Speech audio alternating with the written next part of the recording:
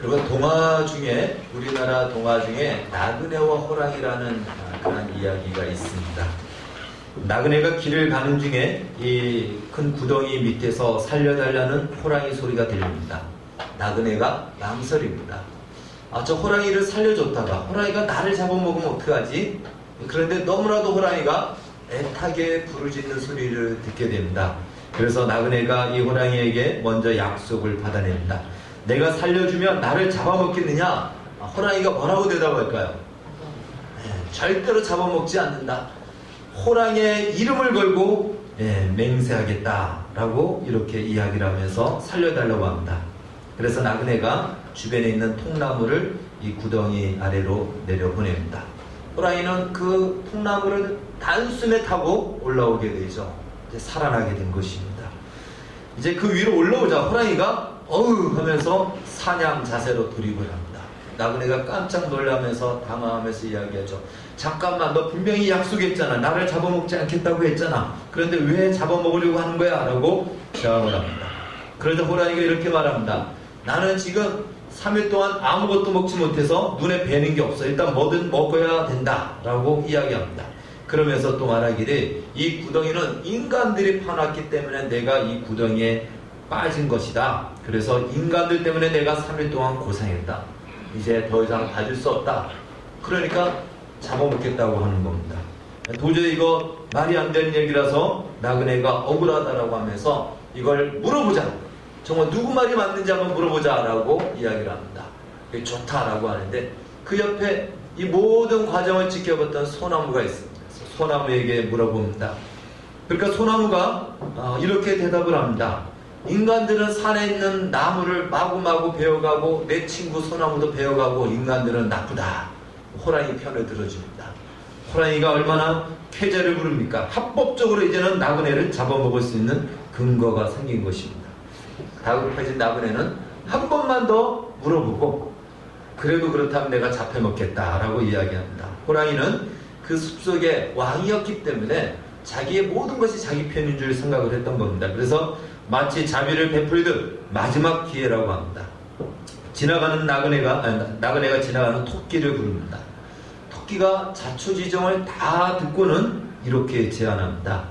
이 사건은 현장 검증이 필요하기 때문에 처음부터 어떤 상황이었는지를 재현해야 한다. 그래야 공정합니다. 그러니까 호랑이가 좋아 하면서 그러면 처음부터 보여줄게 하면서 얼른 구덩이 안으로 들어갑니다. 그러자 재빨리 나그네와 토끼가 통나무를 그냥 내려져 있던 통나무를 꺼내 올립니다. 그리고는 토끼가 나그네에게 이렇게 얘기하죠. 나그네님 갈 길을 가시죠. 은혜를 원수로 갚는 배은망덕한 호랑이는 구해줄 필요가 없습니다. 하고는 유유히 길을 떠납니다. 여러분 여측 이심이라는 사자성어가 있습니다. 화장실에 들어갈 때와 나올 때의 마음이 다르다라는 것입니다. 서양에는 이 속담이 강을 건너면 하나님은 잊혀진다라는 말로 동일한 의미를 가지고 있습니다. 나그네와 호랑이 이야기가 누구의 이야기일까요? 여러분 어쩌면 우리의 이야기가 아닌지 한번 돌아봐야 됩니다. 하나님은요 출애굽한 이스라엘 백성들에게 이렇게 말씀합니다. 모세에게 이스라엘 백성들은 앞으로 이럴 거야 라고 말씀하는데 이제 신명기 31장 20절에 보면은 이제 가나안 땅에 막 들어가기 직전에 이렇게 말씀합니다. 내가 그들의 열조에게 맹세한 젖과 꿀이 흐르는 땅으로 그들을 인도하여 들인 후에 그들이 먹어 배부르고 살찌면 돌이켜 다른 신들을 섬기며 나를 멸시하여 내 언약을 어기리니. 그럼 많은 사람들이 어려울 때는 가난한 마음이었다가 어려움이 해결이 되면 마음이 바뀌어지고 달라지는 것을 보게 됩니다. 제가 목사여서 그런지 몰라도요 그런 사람들을 참 많이 잘 보이게 됩니다. 여러분 어떻습니까? 다른 누구를 볼 것 없이 우리 자신만 봐도 그렇지 않습니까? 어려울 때는 가난한 마음인데 그 문제가 해결이 되면 언제 어려웠냐 식으로 여유를 부리고 여유 정도는 좋은데 마음이 높아질 때가 있습니다.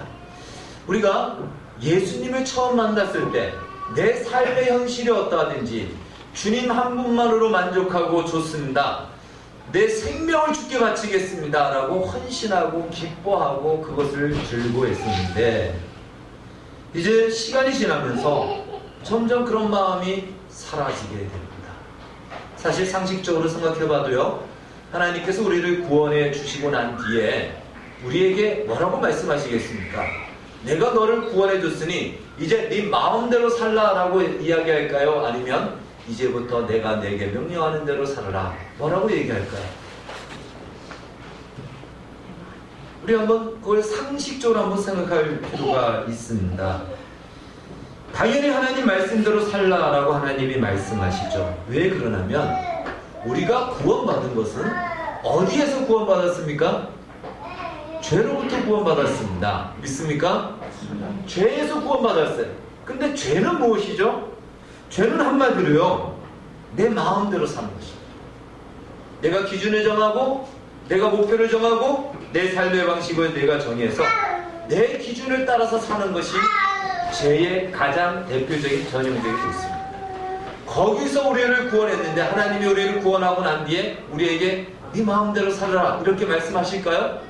그건 다른 말로 너 죄 가운데서 또 살아라, 그 말과 똑같은 것입니다. 전혀 그렇지 않습니다. 고린도후서 5장 15절은 이렇게 말씀합니다. 그가 모든 사람을 대신하여 죽으심은 살아있는 자들로 하여금 다시는 그들 자신을 위하여 살지 않고 오직 그들을 대신하여 죽었다가 다시 사신 이를 위하여 살게 하려 함이라. 분명한 구원의 목적, 이유, 또 구원 이후에 하나님의 마음이 무엇인지를 우리에게 말씀하고 있습니다. 그런데 우리는 구원받은 이후에는 마치 구원이라는 이 보장된 보험이 있어서 그런지 몰라도 구덩이에 빠졌다가 건진받은 호랑이처럼 마음이 달라진다는 것이죠. 주님만 믿고 주님 한 분만으로 주의 말씀대로 살겠습니다 라고 했지만, 그렇게 살려는 마음을 가졌지만 현실에 들어가 보니까, 우리의 인생의 현실에 들어가 보니까 그렇게 살았다가는 이게 쉽지 않은 것이에요. 만만하지 않습니다. 매우 많은 위험이 도사리고 있고, 또 세상을 보니까 너무나도 많은 욕심을 부릴 만한 것들이 있습니다. 그래서 점점 그 마음이 작아집니다. 그러면서 마음에 타협을 하죠. 세상 사람들은 예수 믿는 대로 사는 사람을 어리석게 보고 또한 조롱하기도 하고 이용하려고 하니까, 야, 이렇게 살았다가는 큰일 나겠다, 내 인생 다 거덜나겠다, 이런 마음 갖고 결국은 우리가 성도라는, 은혜 받았다라는 그 꼬리를 숨기고 이제 우리의 신분을 속이고 세상 사람처럼 살아야 돼. 이것이 어쩌면 우리의 현실일 수도 있습니다. 이런 현실에 대해서 오늘 다윗은 그것을 모르는 것이 아닙니다. 그래서 다윗은 이렇게 이야기를 합니다. 우리 9절 말씀을 한번 같이 읽도록 하겠습니다. 5장 9절 말씀 시작. 그들의 입에 신실함이 없고 그들의 심중에 심이 약하며 그들의 목구멍은 열린 무덤 같고 그들의 입으로는 아첨 하나이다. 아멘. 여러분, 그들의 입에 신실함이 없다라는 이 무슨 말입니까? 자기 이익을 따라서 마음이 바뀐다라는 것입니다.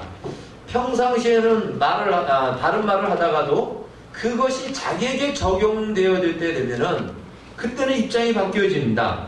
금방 내가 한 말과 정반대의 상황으로 입장과 태도를 바꿉니다. 자기와 자기의 신상과 연관이 되면은 금방 탄로날 거짓말도 그 자리에서 합니다. 말이 바뀌어요. 자기 이익을 따라서 바뀝니다.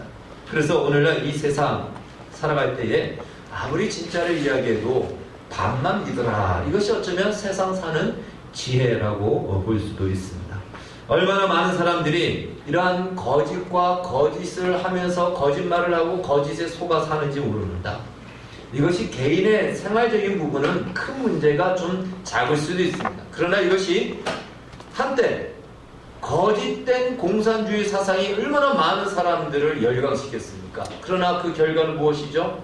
비참함이죠. 한평생을 살았지만 정말 아무것도 남는 것이 없는 비참한 인생으로 생을 마쳐야 되는 그런 경우가 있고요. 또 지금도 수백만 명의 사람들이 거짓된 사입이 이단에 속아서 소중한 인생을 헛된 망상에 빠져 삽니다.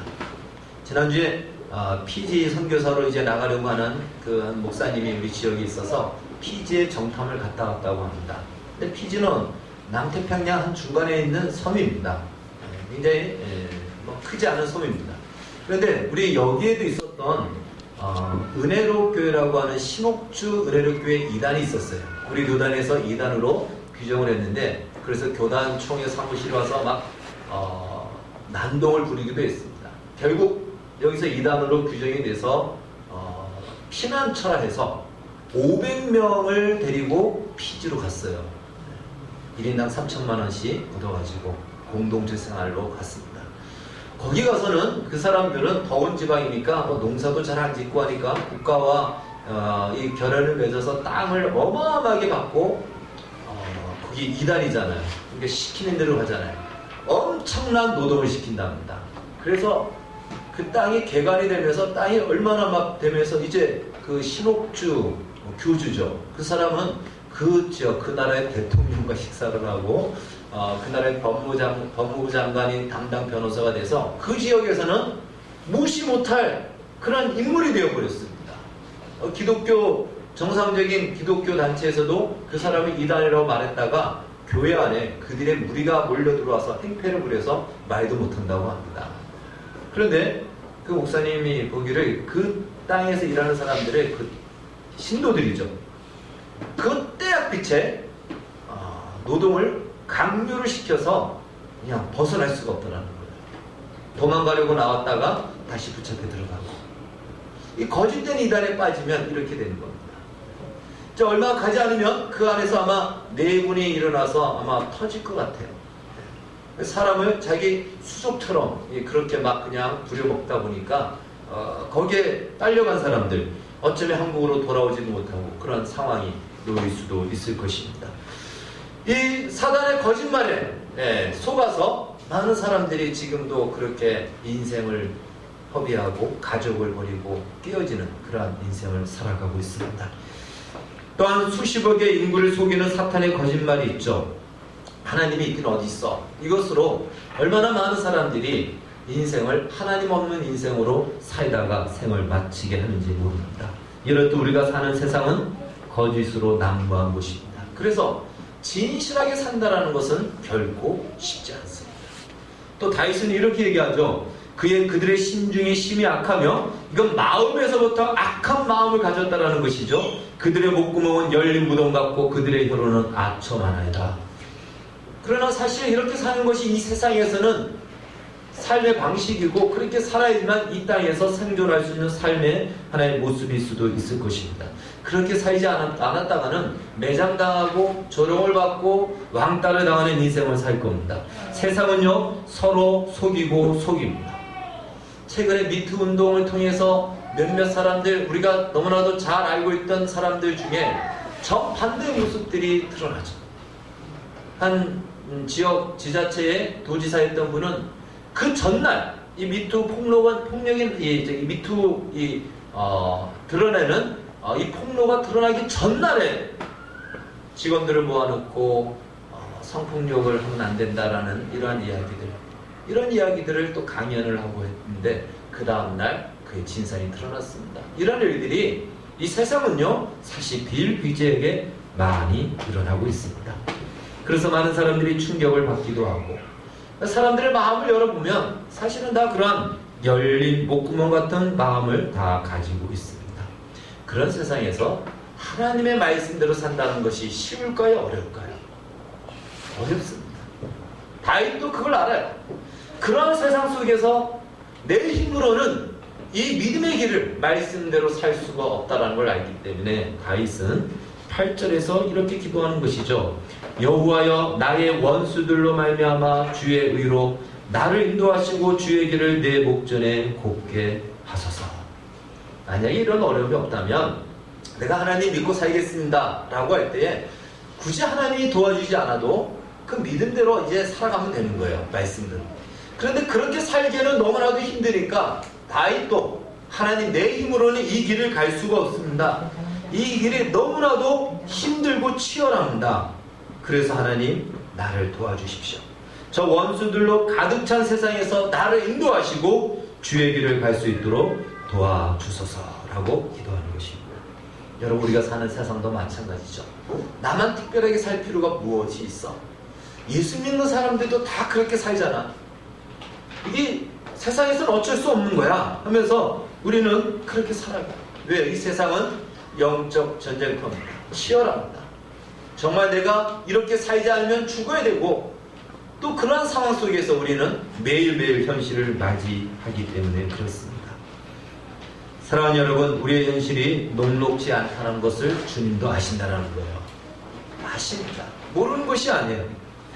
우리는 그런 어려움이 없는 평탄한 인생, 이것을 복이라고 생각하지만 하나님은 그런 곳으로 우리를 내보내지 않고 치열한 전쟁터 같은 그러한 사지 같은 땅, 광야 같은 땅으로 우리를 내봅니다. 왜 그럴까요? 그곳에서 하나님의 하나님다우심을 나타내기 위해서입니다. 주를 믿고 의지하는 자에게 하나님이 어떻게 기가 막히게 역사하는지를 보여주시기 위해서, 나타내기 위해서, 승리하기 위해서 그리로 내보낸 것이죠. 그래서 우리는 결정을 해야 됩니다. 내가 주를 의지하며 살 것이냐, 믿음으로 살 것이냐, 아니면은 세상의 그 유혹과 세상의 위협 앞에 무릎을 꿇고 세상 방식대로 살 것이냐, 우리는 이 결정을 해야 된다는 것입니다. 바라기는 여러분의 현실이 어떠하든지 하나님을 의지하십시오. 그래서 하나님께서 어떻게 내 인생 가운데 승리를 주시는지를 맛보시고 경험하시기를 주의 이름으로 축원합니다. 아멘. 이제 다윗은요, 이 시편 5편을 마무리하면서 우리의 신앙에 있어서 아주 중요한 신앙의 세 계단에 대해서 말씀하고 있습니다. 죽게 피하는 자, 제가 제목을 이렇게 정했지만 이 제목을 더 많이 쓸 수가 없어서 이렇게 정했어요. 신앙에 우리의 세 계단이 있습니다. 죽게 피하는 자가 가야 될 세 계단이 있다는 것이죠. 그것을 이 마지막 11절 12절을 통해서 우리가 확인할 수 있습니다. 우리 11절 12절을 같이 읽겠습니다. 5장 11절 12절 시작. 그러나 죽게 피하는 모든 사람은 다 기뻐하며 주의 보호로 말미암아 영원히 기뻐해지고 주의 이름을 사랑하는 자들은 주를 즐거워하리이다. 여호와여, 주는 의인에게 복을 주시고 방패로 함같이 은혜로 그를 보이하시니이다. 아멘. 신앙에 있어서 첫 번째 가정은 믿음입니다. 이 믿음은 뿌리와 같은 것입니다. 본문에 보면은 죽게 피하는 모든 사람은, 이것은요 바로 주님의 그늘 아래로 들어가는 사람들을 이야기합니다. 다윗은 시편 57편 1절에서 하나님이여 내게 은혜를 베푸셔서 내 영혼이 죽게로 피하되 주의 날개 그늘 아래에서 이 재앙들이 지나가기까지 피하리이다 라고 했습니다. 이 그림을 상상해 보십시오. 어미새가 새끼새들을 품고 있는 것입니다. 제가 저희 집에 가다가 이 88cc 쪽으로 한번 갔는데 거기 꽁이 있어요. 네. 이 꽁이 숙공도 받고 까투리도 받습니다. 와, 꽁이 움직이지 않고 있는 거예요. 내려서 가서 잡고 싶었습니다. 그냥 바로 눈앞에 있으니까. 근데 왜 이 꽁이 움직이지 않는가 보니까 그 아래 새끼들이 한 6, 7마리가 있는 겁니다. 그래서 나중에 정말 안 움직여가지고 내려서 가니까 이제 움직이는데, 움직이면서 날개를 드니까 그 하얀 그 새끼 꽁들이 같이 막 따라서 막 가는 겁니다. 날개 아래에 있는 겁니다. 이 새끼 새에게는 어미 새의 날개만큼 가장 안전한 곳이 없죠. 그건 가장 평안한 곳이고 가장 안전한 곳입니다. 다윗은 이 이미지를 가지고 내가 주의 날개 그늘 아래에 피하리이다, 죽게 피하는 자를 그렇게 묘사하고 있습니다. 여러분, 전쟁이 나면 방공으로 가죠. 이유가 무엇입니까? 폭탄이 떨어지는데 그냥 있다가는 다 파괴되니까 방공호는 그것을 방어할 수 있도록 만들어 놓은 것이죠. 내가 저 방공호에 가면은 폭탄이 떨어져도 살 수 있다라는 그 확신이 있으니까 그리로 도망가는 겁니다. 여러분, 죽게 피한다는 것은요, 우리의 인생에 어려움을 당하고 우리의 영혼이 곤비하고 내 영혼이, 내 인생이 벌거벗겨져서 아무것도 가진 것이 없고 내 손으로 아무것도 할 수 없다라고 할 때 내가 어디에 가야 내가 안전할 것인가? 내가 주님 앞에 도망가는 겁니다. 죽게 그의 날개 아래 거하는 것입니다. 이것이 믿음이에요. 여러분, 믿음이란 말은 여러 복잡한 이야기가 있습니다. 정의를 내릴 수 있어요. 그러나 믿음은 간단합니다. 위기의 때에 하나님께 도망가는 것, 그것이 믿음입니다. 아멘이십니까? 네, 믿음은 무엇이죠? 네, 하나님께 도망가는 거예요. 하나님의 날개 아래, 그의 날개 아래 숨는 것입니다. 이것이 믿음이에요. 오늘 주께 피하는 것, 이것이 믿음이에요. 여호와를 믿으라, 바로 그 말이에요. 여호와의 그늘 아래로, 여호와의 날개 아래로 들어와라, 이것입니다. 이것을 신약식으로 얘기한다면 바로 사도행전 16장 31절, 주 예수를 믿으라, 그리하면 너와 내 집이 구원을 받으리라. 여러분, 이것입니다. 예수를 믿는 것이죠. 하나님을 믿는 것입니다. 그의 날개 아래 들어가는 것입니다. 그 날개로 보호하십니다. 그래서 다윗은 주를 믿는 모든 사람은 다 기뻐하며 주의 보호로 말미암아 영원히 기뻐 외치리라 라고 고백합니다. 여러분, 이러한 경험들이, 이러한 여러분 기적들이 여러분의 인생 속에 경험되어지기를 축복합니다. 이미 우리는 주께서 우리를 불러주셔서 예수를 믿는 믿음을 주셨어요. 그래서 영원한 지옥의 심판, 그 심판에서 벗어날 수 있는 그 기회를 우리에게 주신 것입니다. 할렐루야입니다. 근데 우리는 이 땅에서 하나님께서 우리의 보호자가 되시고 우리를 보호하시는 날개 되심을 우리의 인생의 삶을 통해서 많이 경험해야 된다는 것입니다. 그래야 우리의 믿음이 견고해지고 또한 강해지고 헛되지 않음을 하나님께서 나타내십니다. 주의 전능하신 힘이 우리를 보호하시고 그의 부드러운 손길이 우리를 붙드시고 있다는 것을 우리의 생애와 삶을 통해서 확인하고 또한 증거하고 나타내야 됩니다. 2004년도에 인도네시아에 쓰나미가 불어닥친 것을 우리 모두가 다 알고 있죠. 이때 23만 명의 목숨이 그 물속에 잠겨버렸습니다. 어마어마한 인명피해가 났습니다. 그런데요, 아체라는 곳인데, 인도네시아의 아체라는 그 지역인데, 이때 그 땅에 아주 엄청난 인명피해가 난 가운데 그 땅에 사는 크리스찬들에게는 하나님의 살아계심을 볼 수 있는 굉장히 큰 증거였다는 것입니다. 이 지역은요, 이 무슬림들이, 강성 무슬림들이 살던 곳입니다. 마리아나를 재배해서, 그래서 그걸 팔고 살면서 마리아나에 취해가지고 사는, 그리고 종교는 또 무슬림을 가지고 있고, 그러니까 이게 제대로 된 마을이 아닌 거죠. 그리고 기독교를 굉장히 탄압을 많이 하던 지역이었습니다. 예배 드리는 교회당을 불을 질러서 수십 명을 불로 태워 죽이고, 교회 지도자를 살아있는 채로 매장을 시키는 것이 영상을 찍어서 공개도 하고, 아주 그 험악한 땅, 그것이 바로 아체였습니다. 그래서 마을의 중심은 무슬림들이 자리를 잡고, 또 예수를 믿는 기독교인들은 아예 밀려나서 해변가에, 그냥 그 해변가에서 살아야 되는 이런 상황이었습니다. 그런데 이제 쓰나미가 12월 26일이죠. 그날에 밀려옵니다.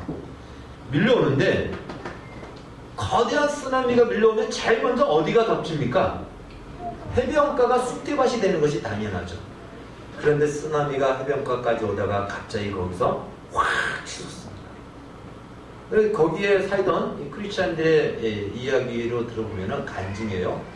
갑자기 텅 하는 소리와 함께, 마치 유리창에 뭐가 부딪히는 것처럼, 그러면서 이게 텅 하면서 이게 마을, 해변가를 지나서 마을 중심으로 떨어지는 거예요. 마을 중심이 완전히 쑥대밭이 되고, 이 해변가에 있는 크리스찬들은 살게 됩니다. 이러한 일들이 공동으로 거기에 살던 사람들이 다 증언을 합니다. 뿐만 아니라 그 인근 마을에서도 이제 쓰나미의 피해가 있었는데, 그 인근 마을에 12월 25일 날 성탄절 연합 예배를 드리고자 마을에, 그 지역 마을에 있는 크리스찬들이 연합 예배를 드리기 위해서 시에다가 우리에게 장소를 허락해달라, 넓은 장소를 허락해달라고 요청을 했는데 번번이 거절을 당합니다. 결국 25일이 지나니까 할 수 없다. 그러면 우리가 산에라도 올라가서 연합 예배를 드리자 하고는 그냥 다 산으로 올라가서 예배를 드리는 그날, 그 시간에 쓰나미가 그 마을을 덮쳐버린 겁니다. 그들은 다 살아있는 거죠. 무슬림들이 거기서 우리가 예수 믿는 사람들을 핍박하지만 저들의 신이 우리에게 심판을 했다라고 하는 사람도 있어서 돌아온 사람도 있고, 오히려 더 강하게 핍박하는 사람도 있다고 합니다. 개인의 간증도 많아요. 제가 이걸 찾아보니까요, 어떤 크리스찬 여자는 이제 물에 100%는 아닐 거 아니에요. 마을에 물에 떠내려왔는데 쓰나미가 밀어닥치니까 가족 아이들 한 3명 4명 있었는데 다 뿔뿔이 흩어지죠. 한꺼번에 물이 오니까. 그래서 자기는 내려가다 어느 나무를 잡고 살았는데, 하나님 우리 아들 살려주세요 라고 간절히 기도하니까 또 한 번 쓰나미가 확 밀어닥칩니다. 그때만 자기 옆에 아이 한 명이 자기 아들이 딱 와 있는 거예요. 또 기도를 하니까 또 쓰나미가 밀어닥치면서 자기 눈앞에 불재가 보이는 겁니다. 그래서 그 아이들을 다 살게 된 거예요. 이러한 간증들. 여러분, 주를 믿는 자, 주께 피하는 자, 주님이 어떻게 보호하시는가를 그 쓰나미 현장에서 생생히 보여줬습니다. 그 간증들이 인터넷에도 있고요. 또 선교사님들의 간증에도 있습니다. 사랑하는 여러분, 하나님은 환난 날에 만날 우리의 피난처가 되십니다. 그 하나님을 의지하시고 믿으십시오. 그 아래로 피하는 것, 그것이 바로 믿음인 것입니다. 평생의 주의 날개 아래 거하는 그 기쁨과 그 보호를 받으시기를 주의 이름으로 축원합니다. 아멘. 여러분, 이것이 신앙의 첫 계단입니다. 이 계단을 밟아야 돼요. 이 계단을 밟아야 됩니다. 이것이 믿음이에요. 하나님이 우리에게 주신 믿음, 그 믿음에 내가 믿음으로 발을 밟는 것입니다. 그렇다면 두 번째 계단은 사랑입니다. 오늘 성경은 이렇게 얘기하죠. 주께 피하는 모든 자에 대해 말씀하시고 이어서 주의 이름을 사랑하는 자들은 주를 즐거워하리이다. 하나님이 나의 피난처가 되셨다라는 이 믿음을 가졌다면 거기서 머물지 말고 이제는 어디까지? 주를 사랑하는 자리로까지 나아가야 된다는 것입니다. 그럼 많은 우리 한국의 크리스찬들이 믿음까지는 가요. 하나님은 나의 피난처입니다. 여기까지는 가요. 내가 어려울 때 나를 도와주시는 나의 도움이 되십니다. 여기까지는 경험을 합니다. 그런데 거기서 대부분이 머물러요. 주를 사랑하는 자리로까지 나아가야 돼요. 주를 사랑하는 자리까지 나아갈 때 주를 즐거워할 수가 있는 것입니다. 여러분, 마음으로 한번 대답해 보십시오. 하나님이 나를 사랑하신다는 것은 내가 아는데 내가 주님을 사랑하는가? 예수님이 베드로에게 물어봤죠. 네가 나를 사랑하느냐? 오늘 여러분 우리에게 물어본다면 뭐라고 대답하겠습니까? 내가 나를 사랑하느냐? 아니, 사랑하지 않는다는 거 알아. 예수님도 아세요. 그러면 한 가지 더 물어봅니다. 나를 사랑하기를 원하느냐? 여러분, 이 질문 앞에 우리가 대답을 해야 돼요. 우리가 사랑한다는 것은 두 번째, 정말 주님을 사랑하기를 원합니까? 대부분이 원치 않는다는 거예요. 왜? 내가 주를 사랑하면 내 마음대로 내 인생을 살지 못할 것 같아. 그래서 사랑하는 것 자체를 우리가 사실은 포기합니다. 여러분, 그렇습니다. 우리의 힘으로는요, 주님을 사랑할 수가 없습니다. 우리가 주님을 사랑하는 것은 하나님이 우리를 사랑하신 것에 대한 사랑의 반응입니다. 다른 말로 하나님이 어떻게 우리를 사랑하셨는지를 우리가 제대로 알아야 내가 주를 사랑합니다 라는 거예요. 오늘 우리 영상을 봤지 않습니까? 하나님이 그 아들을 우리에게 내어주시기까지 사랑하셨는데 그 아들의 고통이 어떠한지 그걸 다 아시면서 우리를 그렇게 사랑하셨습니다. 그래서 성경은 이렇게 얘기하죠. 우리가 사랑하면 그가 먼저 우리를 사랑하였습니다. 요한일서 4장 19절에서 말씀하고 있습니다. 하나님이 우리를 어떻게 사랑하셨는지를 알아야 비로소 이제 우리는 그 사랑 앞에 조금이나마 사랑의 반응을 하는 것입니다. 그래서 하나님이 우리를 사랑하셨다는 이 사실을 아는 것, 이것이 무엇이죠? 믿음인 것입니다. 여러분, 하나님이 우리를 사랑하셨다는 사실을 믿습니까? 아멘이십니까? 그래서 믿음이 먼저 필요한 거예요. 그렇다면 그 믿음에서 하나님이 나를 사랑하는 것을 조금 더 우리가 구체적으로 살펴서 이제 우리도 그 사랑 앞에 믿음으로 반응해야 되는 것입니다. 요한일서 4장 16절은 이렇게 이야기하죠. 하나님이 우리를 사랑하시는 사랑을 우리가 알고 믿었노니. 하나님을 믿으십니까? 아멘이십니까? 우리도 이제 아멘을 좀 자주자주 합시다. 저는 아멘 하는 것을 그렇게 옛날에는 좋아하지 않았습니다. 왜요? 기계적으로 아멘 하는 것은 제가 원치 않았기 때문에 그렇습니다. 그러나 내 마음 중심을 다해서 아멘으로 기계적으로라도 하다 보면은 나중에는 마음으로도 반응할 거다 생각이 듭니다. 그러나 기계적으로는 하지 마십시오. 마음으로 동의하십시오. 마음으로 아멘하십시오. 그리고 그것을 조금 더 입을 내서 한다면 우리에게 더 큰 힘이 되리라 믿습니다. 여러분, 하나님을 믿습니까? 아멘. 하나님의 무엇을 믿습니까? 하나님이 전능하신 것을 믿으시죠? 하나님이 우리를 사랑하신다는 것을 믿으시죠? 하나님이 우리의 천지를 창조하신 것을 믿으시고, 그렇다면 정말 중요한 것을 잊지 마십시오. 그 전능하시고 천지를 창조하신 분이 티끌보다 못한 나를 바라만 봐도 정말 영광인데 나를 사랑하셨다는 겁니다. 그리고 나를 위해서 그의 아들을 내어주셨다는 이 사실을 여러분 믿으셔야 됩니다. 그래서 사도 요한은 이렇게 얘기하죠. 사랑은 여기 있으니 우리가 하나님을 사랑한 것이 아니요 하나님이 우리를 사랑하사 우리 죄를 속하기 위하여 화목 제물로 그 아들을 보내셨습니다. 이어서 이렇게 말씀합니다. 사랑하는 자들아, 하나님이 이같이 우리를 사랑하셨은즉 우리도 서로 사랑하는 것이 마땅하도다. 여러분, 여기 마땅하다는 말이에요. 이것이 영적으로 예배를 드리는 것이다.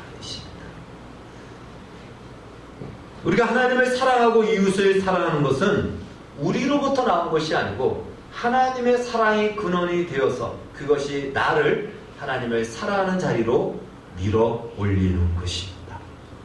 그래서 우리는 믿는 것에서 멈추지 말고 믿음에서 한 걸음 더 나가야 됩니다. 한 발걸음, 한 계단을 더 올라가야 됩니다. 어떻게 하나님이 우리를 사랑하셨는가, 예수님이 우리를 어떻게 사랑하셨는가를 알고 거기에 대해서 우리가 반응해야 됩니다. 그런 의미에서 믿음이라 저는 이렇게 말씀을 드리고 싶습니다. 마치 플랫폼과 같은 거예요. 기차를 타기 위해서 있는 플랫폼과 같은 거예요. 그래서 그곳에 계속 있기만 하면 뭐합니까? 기차를 타야죠. 플랫폼에 서 있으면 무엇이 있으라고 있는 것입니까? 기차를 타야 돼요. 이 기차를 타는 것이 바로 주를 사랑하는 것입니다. 플랫폼은 기차를 위해서 존재하는 것이죠. 우리의 믿음은 주를 사랑하는 그 자리로 나아가기 위해서 우리의 믿음이 필요한 것입니다. 음을 똑같이 맞춘 어떤 바이올린이나 혼첼로나 이 현악기가 아파트의 양쪽 집에 있으면요, 분명히 다른 집이에요. 그런데도 한쪽의 악기가 현이 울리면은 그것이 이 공중에 이 전파를 타고 음파를 통해서 옆에 같은 현으로 맞춰져 있는 악기에 닿는 순간 그 악기는 작은 미동이지만 울리면서 소리를 낸다고 합니다. 여러분, 우리가 하나님을 사랑하는 것은요, 미동에 불과합니다. 하나님이 우리를 사랑한 것에 비하면 비할 데가 안 됩니다. 그러나 하나님의 사랑이 우리에게 와닿는 순간 그 사랑에 반응이 있다는 거예요. 미동이 있다는 거예요. 내가 주를 주님만큼은 사랑하지 못하지만 주를 향한 사랑의 고백과 행동이 나올 수밖에 없는 것입니다. 여러분, 우리 꼭 기억하십시다. 하나님을 사랑하는 것은 단순한 감정이 아닙니다. 감정이 아니고 하나님이 우리를 사랑하셨다는 이 사실에 대한, 이 팩트에 대한 분명한 이해와 알미 근거가 될 때 우리는 하나님을 사랑하는 그 자리에 서게 될 것입니다. 어쩌면 우리에게 물어보십시오. 정말 내가 하나님의 내가 하나님을 사랑하기를 원치 않는 것이 아닌가? 점검해 보십시오. 그럼 버리셔야 됩니다. 주님 나를 사랑하셨는데 내가 주님을 사랑하기를 원하지 않으면 그 사랑은 더 이상 나에게 경험될 수가 없는 것입니다. 주님을 사랑하기를 원합니다. 베드로가 그렇게 얘기했잖아요. 내가 주님을 사랑하지는 않습니다. 그러나 사랑하기를 원합니다. 그 마음을 주께서 아십니다 라고 고백을 한 것입니다. 그럴 때 주님이 우리의 기쁨이 된다는 사실입니다. 여러분, 우리가 사랑을 다 해보지 않았습니까? 다 사랑을 해보잖아요. 그렇죠? 다 사랑을 해봤어요. 사랑할 때 가장 많이 하는 말이 무엇이냐면 남자들이 보통 그렇게 얘기하죠. 뭐든지 말만 해. 저 하늘의 별도 따달라고 그러면 따줄게 라는 구라를 치죠. 불가능한 얘기를 하죠. 여러분, 사랑하면 사랑하는 그 사람이 원하는 것을 내가 이루는 것이 기쁨입니까? 수고입니까? 무거움입니까? 기쁨이에요. 그래서 우리가 주를 사랑하면 그 다음 계단을 밟게 됩니다. 바로 의의 계단인 것입니다. 로마서 1장 17절은 이렇게 말씀하고 있습니다. 복음에는 하나님의 의가 나타나서 믿음으로 믿음에 이르게 하나니 기록된 바 오직 의인은 믿음으로 말미암아 살리라 함과 같으니라. 여기서 믿음으로 믿음에 이르게 하나니에서 두 번째 나오는 믿음, 그것은 바로 의에 이르게 하나니입니다. 여러분, 우리가 믿음에서 출발했다면 사랑을 통하여서 마침내 어디에 도달하게 되냐면 의에 이르게 됩니다. 의란 무엇이냐? 의란 말 그대로 하나님의 말씀이 내 안에서 지켜지는 것이에요. 여러분, 우리가 계명을 지키기가 어려운 이유가 무엇이죠? 그것은 사랑하지 않고 계명을 지키려고 하니까 무거운 것입니다. 그래서 나오는 것이 율법주의자입니다. 여러분, 우리는 율법주의자가 될 필요가 없습니다. 율법주의자처럼 율법을 지키라는 것도 아닙니다. 사랑하기 때문에 그의 계명을 지키는 겁니다. 예수님께서 요한복음 14장 15절에서 너희가 나를 사랑하면 나의 계명을 지키리라 라고 말씀하셨습니다. 마찬가지죠. 우리가 사랑하는 사람, 그 사람이 요구하는 것은 오히려 나의 기쁨이에요. 내가 사랑하는데 그 사람이 나에게 뭔가를 요구할 때는 기쁨인 거예요. 내가 그것을 들어줄 수 있다는 것이 얼마나 큰 영광이고 기쁨입니까? 우리가 주님을 사랑한다면 주님이 우리에게 말씀하시는 것은 더 이상 우리에게 무거운 구속과 무거움이 아닌 사랑, 기쁨이 된다는 것이, 즐거움이 된다는 것이, 그것을 의라고 성경은 이야기합니다. 그래서 요한일서 4장 19절 누구든지 그의 말씀을 지키는 자는 하나님의 사랑이 참으로 그 속에서 온전하게 되었나니. 말씀을 정리합니다. 여러분, 예수를 믿습니까? 믿는 줄로 압니다. 그렇다면 이제 믿는 것에서 그치지 마시고 주를 사랑하는 자리로 나아가시기를 바라겠습니다. 믿는 자들이란 주의 이름을 사랑하는 자들이며 사랑으로서 믿는 자들, 그들이 바로 의인들입니다. 여러분, 하나님은 우리를 인생의 구덩이에서 건져주셨습니다. 건짐받고 마음이 바뀐 호랑이처럼 그런 인생으로 끝나시겠습니까? 거기서 머문다면 어쩌면 우리는 그 인생으로 끝날 것입니다. 크리스찬들은 예수를 믿을 뿐더러 예수를 사랑하고 사랑함으로써 그의 계명을 지키는 의인들입니다. 세상은 거짓과 불의로 가득 차 있습니다. 그래서 그 속에서 의인의 길을 간다는 것은 분명히 어렵습니다. 쉽지 않습니다. 그러나 사랑을 빼고 의인으로 가려고 하면 너무나도 힘들고 위험합니다. 그건 오히려 그렇게 가지 않는 것이 더 나을 것입니다. 우리가 주를 믿고 주를 사랑하는 마음으로 내가 살고자 한다면, 그렇다면 하나님은 비로소 이 세상에서 하나님 되심을 드러내실 겁니다. 하나님은 어떻게 위대한 기적과 그 영광과 능력과 우리의 보호자가 되시는지를 보여주십니다. 쓰나미에서 일어났던 일들 말이 됩니까? 그 앞에서 물이 왜 갑자기 위로 올라갑니까? 그리고 마을 중앙으로 물이 떨어집니까? 어떻게 그런 일이 가능합니까? 주를 사랑하는 자, 목숨을 걸고 주를 사랑하는 그들, 하나님이 어떻게 보호하셨는지를 보여주셨습니다. 우리의 인생 속에서도 마찬가지죠. 거의 위기, 어려움의 상황이 오히려 하나님의 도우심으로 그것이 기회가 되고 하나님께서 날개를 달아주는 그러한 인생이 되는 것을 보게 됩니다. 그래서 우리는 하나님의 살아계심을 마음껏 맛보게 될 것입니다. 이 모든 것은요, 단순히 이 땅에서 우리가 잘 먹고 잘 사는 그것이 아니고 우리가 하여금 의의 자리에 이르게 하기 위해서 주께서 허락하십니다. 이제부터라도 우리의 마음속에 믿음과 사랑과 의의 새 계단을 내 인생을 통해서 다 밟으리라. 다 그 계단을 밟음으로 하나님이 어떤 하나님인지를 내 입을 열어 선포하리라 라는 다짐을 하시고 남은 생애가 그렇게 사라지기를 주의 이름으로 축원합니다. 기도하겠습니다. 사랑하는 주님 감사합니다. 우리로 하여금 믿게 하시고 믿음에서 머물지 않고 믿음을 통하여 하나님의 살아계심을 우리 살아가면서 경험함으로 마침내 주를 사랑하는 자리에, 주를 사랑함으로 그의 계명을 지켜 의의 자리에, 하나님이 의의 통치를 하시는 그 자리에 우리를 부르셨음을 알고 험하고 힘든 이 세상이지만 주를 사랑하는 자로 살게 하여 주시고, 사랑함으로써 믿는 자가 되게 해주시고, 믿음으로써 사랑하게 해주시고, 또한 의에 이르는 그 자리에 우리 모두가 우리의 인생을 통해서 경험하게 하여 주시옵소서. 예수님의 이름으로 기도하옵나이다. 아멘.